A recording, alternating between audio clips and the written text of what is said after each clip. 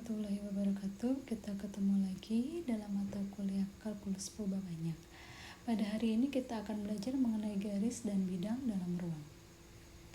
Yang pertama di sini saya akan menjelaskan mengenai garis dan segmen garis dalam ruang. Perhatikan di sini dalam gambar 12.35 kita lihat ada koordinat 3 dimensi. Di sini ada segmen garis L di mana di dalamnya terdapat garis antara P0 dan P yang dimana garis L ini adalah sejajar dengan V. Nah, di sini titik P yang terbentang pada garis L dia akan sejajar dengan vektor V jika dan hanya jika vektor dari P0P ini adalah merupakan hasil kali skalar dari vektor V. Nah, di sini jika kita punya RT adalah posisi vektor pada saat titik P dan kemudian R0 adalah posisi vektor pada saat titiknya adalah P0, maka kita akan memiliki persamaan satu yang merupakan bentuk vektor untuk persamaan garis dalam ruang. Nah, ini adalah bentuk vektornya. Oke, selanjutnya di sini kita akan memiliki persamaan vektor untuk sebuah garis, yaitu RT sama dengan R0 ditambah T dikali V, dengan T-nya itu adalah bilangan real dari minus T hingga sampai T hingga. Selanjutnya untuk persamaan parametrik pada sebuah garis yang melalui titik P0 yaitu X0, Y0, Z0, dia akan sejajar dengan parameter V dengan V1I ditambah V2J tambah V3K, di mana X-nya adalah bentuknya seperti ini, maka Y-nya juga seperti ini dan Z-nya seperti ini. Ya. Jadi X0, Y0, Z0 itu adalah koordinat dari titik P0, sedangkan V1, V2 dan V3 itu adalah koefisien dari untuk I, J dan K. Ini perhatikan contohnya. Di sini kita punya sebuah titik yaitu min 2,0,4, ini ya titiknya, dan sebuah vektor V 2i tambah 4j minus 2k, ini vektor V nya. Nah, garis P0P ini akan sejajar dengan vektor V. Di sini kita pertama kali yang harus kita lihat, di sini kita diminta untuk mencari persamaan parametriknya, berarti kita akan gunakan nanti adalah persamaan 3 ya. Di sini dari titik ini maka kita punya X0-nya itu sebesar 2, Y0-nya itu 0, Z0-nya itu 4, dan dari vektor V ini kita punya V1 sama dengan 2, V2 sama dengan 4, dan V3 sama dengan min 2. Sehingga ini tinggal kita substitusikan ke persamaan 3, maka kita akan dapat hasilnya seperti ini. Oke, selanjutnya kita akan mencari persamaan parametrik yang melalui dua buah titik yaitu P dan Q. Nah, untuk soal seperti ini, langkah yang pertama harus kita lakukan adalah mencari vektor PQ. Ya, berarti di sini adalah 1 min 3 I ya. Jadi ini dikurangi yang ini. Ya, X-nya dengan X dikurangkan dari yang Q kurangkan dengan yang P, Y dari Q juga dikurangkan dengan Y dari P. Berarti di sini ada min 1 ditambah 2J kemudian ditambah 4 min 3. Nanti kita akan dapatkan hasilnya adalah PQ-nya seperti ini ya. Jadi 4I min 3J ya, di sini min 1 dikurangi 2 jadi min 3J ditambah 7K, dia akan sejajar dengan garis. Dengan menggunakan persamaan 3 maka kita akan peroleh hasilnya itu X sama dengan min 3 tambah 4T, Y nya itu adalah 2 min 3T, Z nya itu min 3 tambah 7T. Jadi untuk persamaan ini kita gunakan titiknya adalah yang ini sebagai X0, Y0, dan Z0. Tapi kita juga bisa menggunakan titik Q untuk mendapatkan persamaan parametriknya, di mana Q ini sebagai base point-nya. maka kita akan tuliskan hasilnya seperti ini. Nah, selanjutnya kita akan mencari persamaan parametris dari dua buah titik seperti ini. Kita diminta mencari parametrisasinya seperti apa. Nah, tadi titiknya ini kita mulai dari P-nya itu min 3,2,3, vektornya ke Q 1 min 1,4. Ini sama seperti soal sebelumnya ya, maka kita punya tadi di soal sebelumnya vektor PQ-nya adalah 4i min 3j ditambah 7k, sehingga kita punya persamaan parametriknya adalah yang ini dan ini. Nah, kemudian ini tinggal kita masukkan sebagai sebuah titik x, y, z, yaitu berarti min 3 tambah 4t, 2, min 3t, min 3 ditambah 7t. Nah, karena titik ini melalui sebuah garis atau sebuah titik P min 3,2,3, min 3 pada saat t-nya sama dengan 0, dan juga melewati Q 1, min 1,4 saat t-nya sama dengan 1, maka kita dapat batasi bahwa t-nya itu lebih besar daripada 0 dan kurang dari sama dengan 1. Maka persamaan parametrisasinya dapat kita tuliskan kayak gini seperti yang sebelumnya, hanya saja ditambahkan restriksinya atau batasan dari t-nya. Oke. Selanjutnya dari persamaan vektor pada persamaan 2 tadi, bentuk vektor dari persamaan 2 tadi ini bisa kita tampilkan jika kita memandang garis ini sebagai jejak atau path dari sebuah partikel yang memulai posisinya itu pada saat P0. Jadi pergerakan benda yang memulai posisinya dari P0 kemudian bergerak mengikuti arah vektor V, maka kita dapat tuliskan ulang persamaan 2 sebagai berikut. Nah, jadi persamaan 2 tadi RT sama dengan R0 ditambah T dikali V, ini bisa kita tuliskan ulang menjadi bentuknya RT sama dengan R0 ditambah T dikali V, di mana R0 ini adalah initial position, T-nya ini adalah time, mutlak V-nya ini adalah speed gitu ya, dan direction itu yang ini. V dibagi mutlak dari V atau jarak dari V ya, ini pakai tanda mutlak tapi sebenarnya ini kita menghitung jarak. Nah, ini adalah sebagai directionnya, jadi ini sama seperti membentuk sebuah unit sih dalam vektor. Jadi contohnya bisa kita lihat di sini ada helikopter terbang secara langsung dari sebuah helipad yang mana titik awalnya itu adalah 1,1,1 pada kecepatannya itu 60 feet per second, berarti ini adalah V-nya 60 feet per second. Pertanyaannya, bagaimana posisi helikopter tersebut pada detik ke-10? Nah, ini yang pertama kita harus cari adalah karena kita diketahui titiknya, ini kita bentuk dulu menjadi sebuah vektor ya.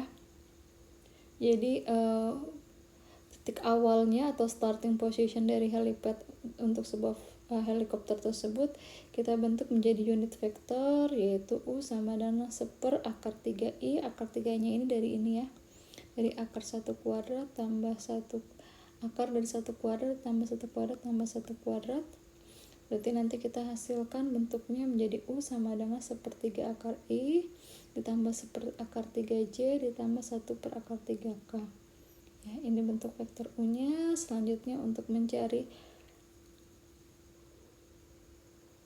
RT nya kita akan gunakan persamaan 4, yaitu RT sama dengan R0 ditambah T dikali kecepatannya dikali vektor U-nya. Tadi dapat R0-nya itu 0 karena dia memulai dari awalan di pusat, titik pusat di origin.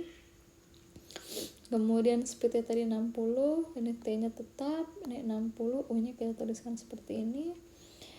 ya. Jadi ini sebenarnya kita bisa sederhanakan menjadi 1/3 akar 3 dikali I ditambah J ditambah K. Seperti ini. Nah, berarti kan 60 dibagi 3 itu 20. Maka kita dapatkan vektor RT-nya adalah 20 akar 3T dikali I tambah J tambah K. Selanjutnya kalau T-nya 10 detik gimana ya? Berarti tinggal kita substitusi T-nya ini dengan 10, sehingga di sini adalah 20 dikali akar 3 dikali 10, yaitu 200 akar 3 dikali I ditambah J ditambah K. Nah, di sini artinya setelah 10 detik pesawat itu terbang dari titik pusatnya, titik awalannya yaitu 1,1,1. Setelah 10 detik kemudian helikopter tersebut akan berada pada titik 200 akar 3, 200 akar 3, 200 akar 3 dalam sebuah ruang. Dia telah menyelesaikan perjalanan sebesar jaraknya yaitu sebesar 60 feet per second dikali 10 second, atau hasilnya adalah sebesar 60 feet dengan panjang vektornya itu sebesar R10. Oke, nah selanjutnya untuk jarak dari sebuah titik ke dalam terhadap sebuah garis dalam ruang itu kita bisa lihat di sini adalah titik PS. Jadi ini adalah vektor PS, di mana titik P ini terletak pada garis segmen garis yang sejajar dengan V. Ya, ini kita akan cari jarak dari titik S-nya atau PS-nya, vektor PS ini terhadap garis merah ini. Nah, untuk mencari jaraknya kita akan gunakan rumusnya yaitu pada persamaan 5 yang bisa dilihat di layar.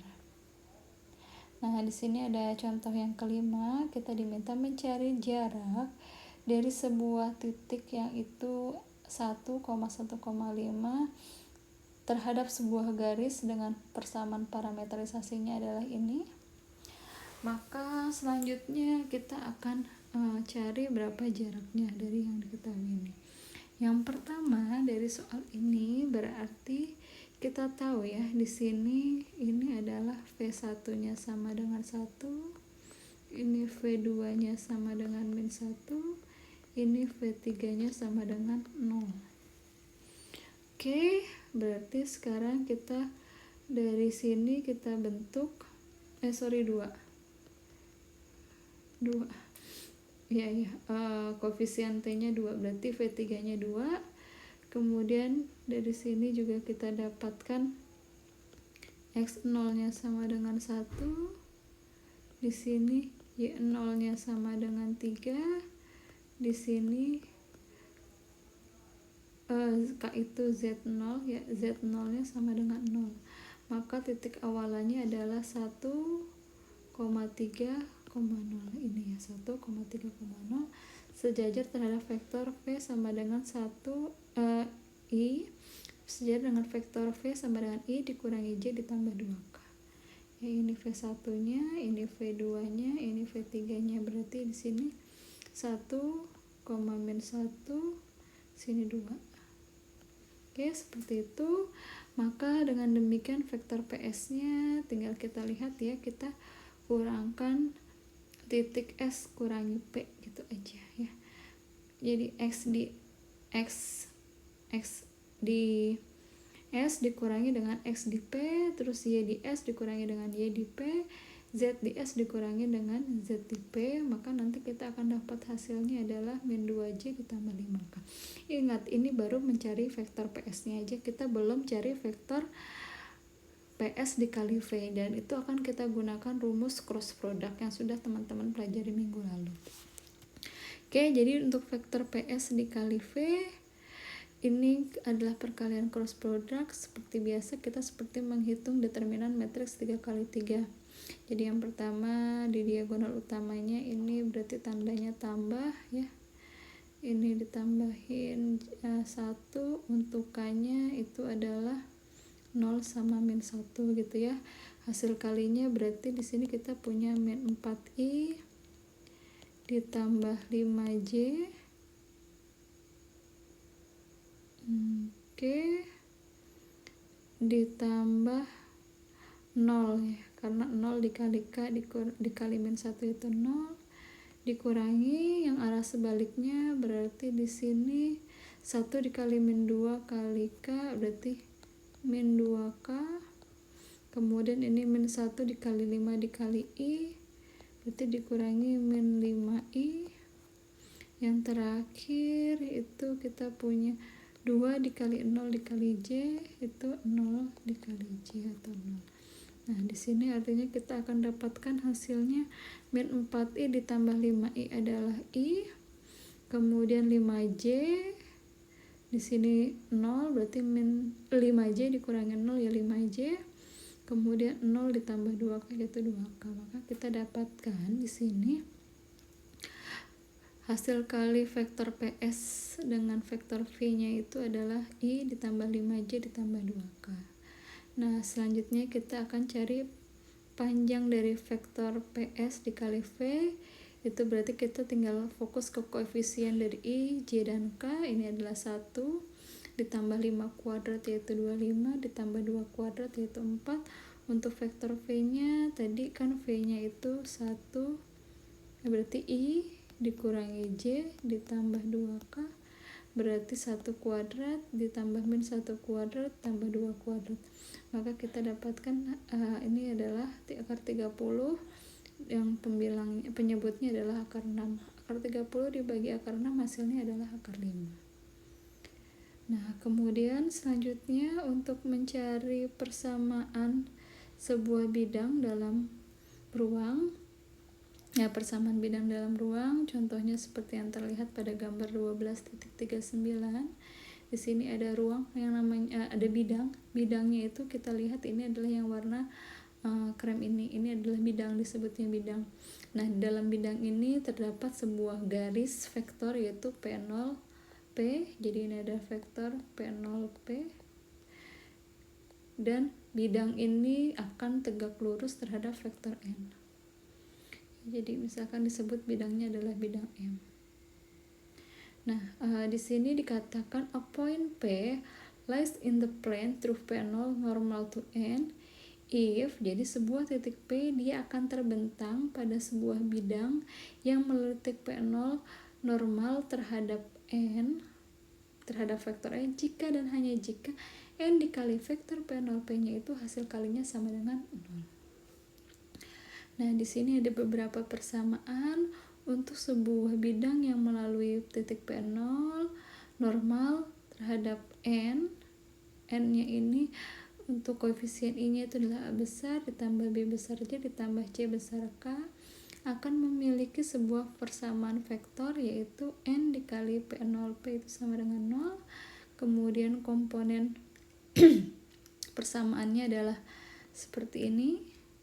Dan komponen untuk penyederhanaannya itu dalam bentuk sederhananya adalah seperti ini.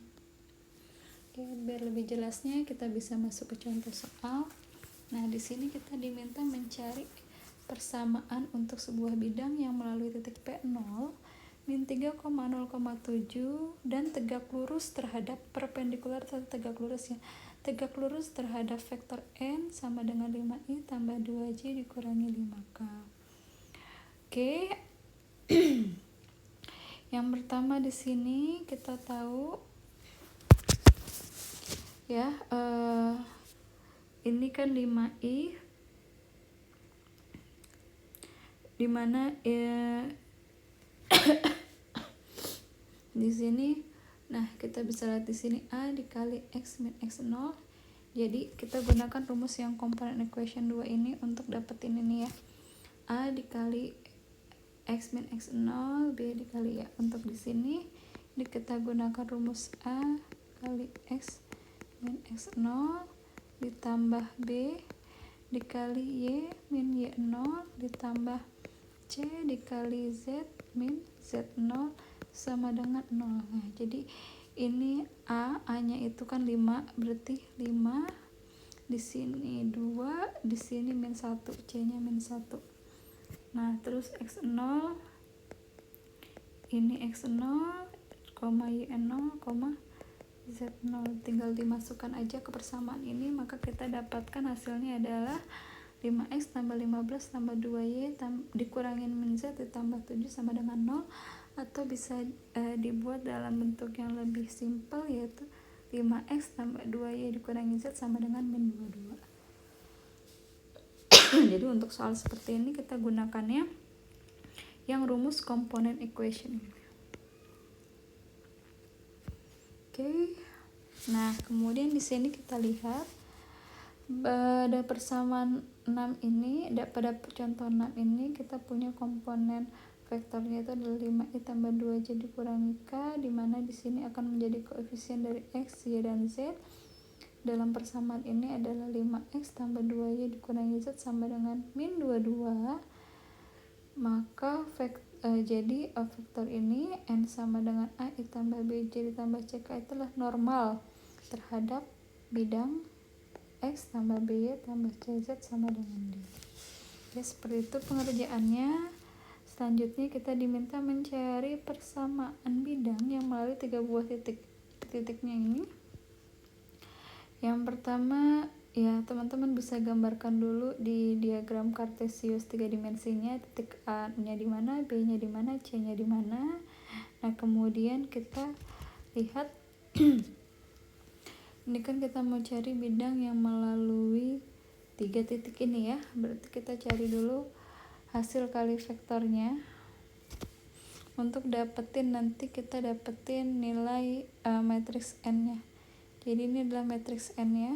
Cara dapetinnya itu dengan cara mencari vektor AB dikali vektor AC. Ya, jadi mulainya semua dari A ke B, terus A ke C. A ke B berarti kita dapatkan ya, tinggal dihitung aja vektor A ke B kan ini sama dengan 2 dikurangi 0 berarti 2i, 0 dikurangi 0 berarti 0 dikali k, 0 dikali 1, 0 dikurangi 1 ya min 1 berarti min k. Ya tadi 0 dikurangi 0, kalau ini sekarang 0 dikurangi 1 yaitu min 1 dikali k. Ini untuk vektor AB nya. Kalau untuk vektor AC nya berarti kita lihat C dikurangi A, 0 dikurangi 0, I nya 0, J nya 3, K nya min 1. Oke, harusnya nggak usah ditulis, langsung aja 3J min K.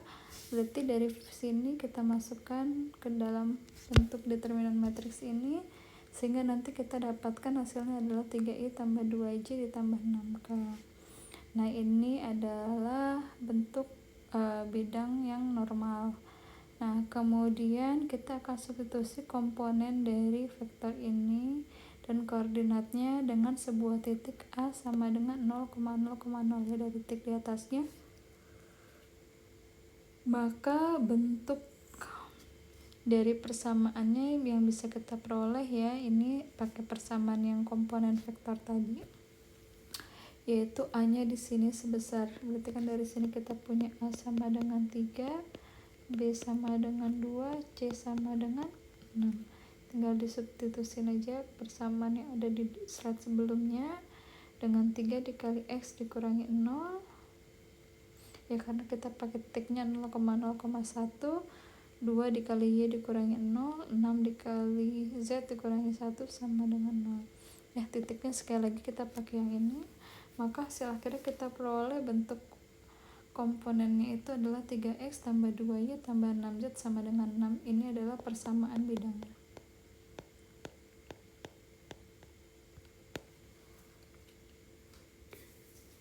Nah, kemudian kita akan mencari garis dari sebuah persimpangan atau garis persimpangan.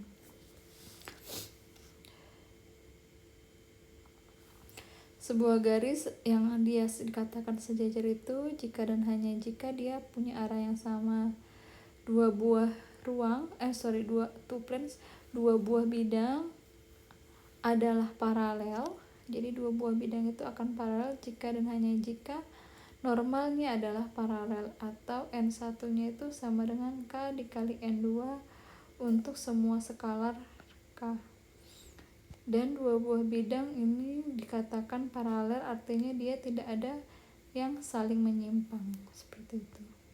Nah, contohnya kita diminta mencari vektor paralel yang terletak pada to the line of intersection. Jadi kita diminta mencari paralel vektornya dari garis yang saling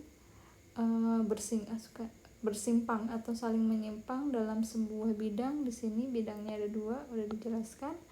Maka cara pengerjaannya adalah ini contoh gambarnya ya, dari soal example 8 ini kita akan bentuk menjadi gambar 12.40 seperti ini.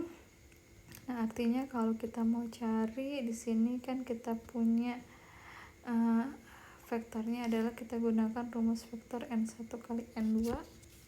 Jadi vektor N1 dikali vektor N2. N1 itu tadi koefisiennya 3, min 6 sama min 2. Koefisien dari N2 nya adalah 2, 1 sama dengan dan min 2. Nah, ini tinggal dikali determinan matriks, nanti kita dapat hasilnya ini. Nah, dari sini artinya terdapat suatu bilangan yang mungkin merupakan hasil kali dari N1 kali N2 nih. Artinya di sini dia adalah terjadi intersection gitu ya, maksudnya lebih mudahnya. Tapi kalau misalkan di sini kita tidak menemukan atau hanya terdapat nilai skalar 0 sebagai pengali N1 sama N2, nah ini baru dikatakan paralel. Kalau sekarang untuk kasus solusi example ini adalah dia mengalami intersection. Oke, selanjutnya pada contoh 10 di sini kita diketahui ada sebuah titik dengan persamaan parametriknya adalah X sama dengan 8/3 tambah 2T dan seterusnya. Di sini diminta bagaimana dia menyimpang dan diinformasikan di sini terdapat persimpangan pada bidang dengan persamaan bidangnya adalah ini. Nah, berarti tinggal kita masukkan ini ke dalam sebuah titik ya. X, Y, Z, titik ini 8/3 ditambah 2T dan seterusnya. Nah, kemudian lies in the plane if its coordinates satisfy the equation of the plane. Ya. Nah, di sini artinya tinggal kita substitusikan saja nilai titik ini ke dalam persamaan plane-nya, persamaan bidangnya. Jadi X-nya kita substitusi dengan 8/3 tambah 2T. Kemudian Y-nya kita substitusi dengan min 2T saja ya. Dengan min 2T, kemudian Z-nya kita substitusi dengan 1 ditambah T di sini. Kita lihat, kita hitung, nanti kita dapatkan T-nya sama dengan min 1. Nah, berarti di sini titik X, Y, Z-nya jika diketahui T-nya sama dengan min 1 ya tinggal kita substitusi aja. Nih ya, ini kan tadi kita punya 8/3 ditambah 2T, berarti kalau T-nya kita substitusi dengan min 1, berarti 8/3 ditambah 2 dikali min 1 sama dengan min 2, berarti 8/3 dikurangi 6/3 atau hasilnya sama dengan 2/3, ini 2/3. Nah, kalau untuk yang Y-nya berarti tinggal min 2 dikali T-nya itu min 1. Berarti kita akan dapatkan titik koordinat untuk Y-nya adalah min 2 kali min 1 adalah 2. Kemudian untuk Z-nya itu adalah 1 ditambah T dengan T-nya adalah min 1, berarti di sini adalah nilai akhirnya adalah 0, jadi 2/3, 2,0. Ini adalah titik persimpangannya. Oke, selanjutnya kalau kita mau menghitung jarak dari sebuah titik terhadap suatu bidang, nah di sini tadi sudah sama seperti yang sebelumnya ya. Kita akan mencari rumusnya, kita gunakan rumusnya D sama dengan, ini adalah panjang vektor dari vektor PS dikali N per vektor N kecil. Nah, di sini dimana kita sudah diberitahu persamaan normalnya, itu adalah N sama dengan AI tambah BJ tambah CK.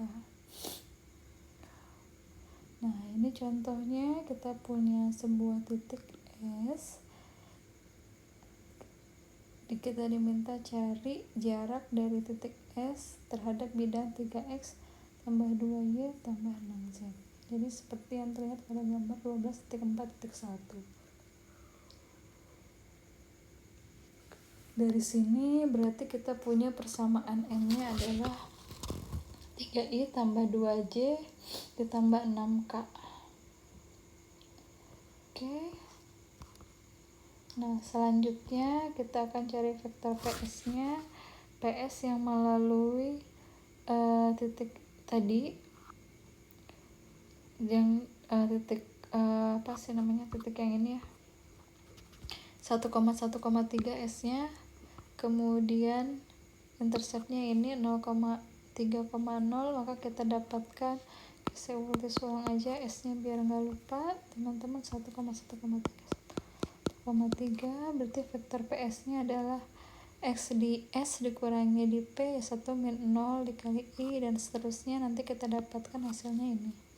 Nah, kemudian untuk panjang vektor N, tadi kan vektor N-nya sudah kita hitung. Vektor N-nya ini ya, 3I tambah 2J tambah 6K. Nah, ini berarti untuk panjang vektor N-nya adalah 3 kuadrat tambah 2 kuadrat tambah 6 kuadrat, 3 di sini, 2 dari sini, 6 dari sini. Kita dapatkan panjangnya adalah sebesar 7 satuan. Nah, berarti jarak dari S terhadap bidang tersebut adalah, ini tinggal kita gunakan pengalih vektor saja ya, 1 min 2J ditambah 3K ya, vektor PS nya ini, kemudian N nya, vektor N nya dan ini kemudian selanjutnya untuk N dibagi dengan jarak N, atau kita normalkan atau kita buat dalam bentuk unit, maka kita dapatkan di sini adalah N dibagi panjang N itu adalah 3/7I tambah 2/7J ditambah 6/7K, maka kita dapatkan hasilnya adalah di sini yang kita kalikan adalah sesama I-nya, tapi diambil koefisiennya aja, ini sesama J-nya diambil koefisiennya aja, dan seterusnya nanti kita dapat ini. Nah, selanjutnya kita menghitung angles between planes atau sudut antara dua bidang. Nah, di sini kita bisa gunakan di sini, misalkan kita tahu ya, di sini tetanya berapa gitu yang ditanya. Nah, ini untuk contoh soalnya di sini misalkan kita punya bidang yang pertama ini persamaannya, bidang yang kedua persamaannya ini. Nah, berarti kita punya N1 sama N2 nya seperti ini. Dia adalah memenuhi bidang yang normal gitu ya, normal to the plane, artinya ini persamaannya normal terhadap sebuah bidang. Maka dengan demikian sudut antara kedua vektor tersebut kita akan gunakan di sini cos inverse. Nah, ini tinggal teman-teman hitung ya. Ini vektor N1 kali vektor N2, silahkan dibuka catatannya kalau ada yang masih lupa. Tadi juga di slide ini sudah saya jelaskan. Nanti kita akan dapatkan cos inverse dari 4/21 atau sebesar 1,38 radians. Oke, baik. Terima kasih. Untuk materi hari ini cukup sekian yang bisa dapat saya sampaikan. Kurang lebihnya mohon maaf. Selanjutnya kita akan diskusi pada grup kelas. Terima kasih. Assalamualaikum warahmatullahi wabarakatuh.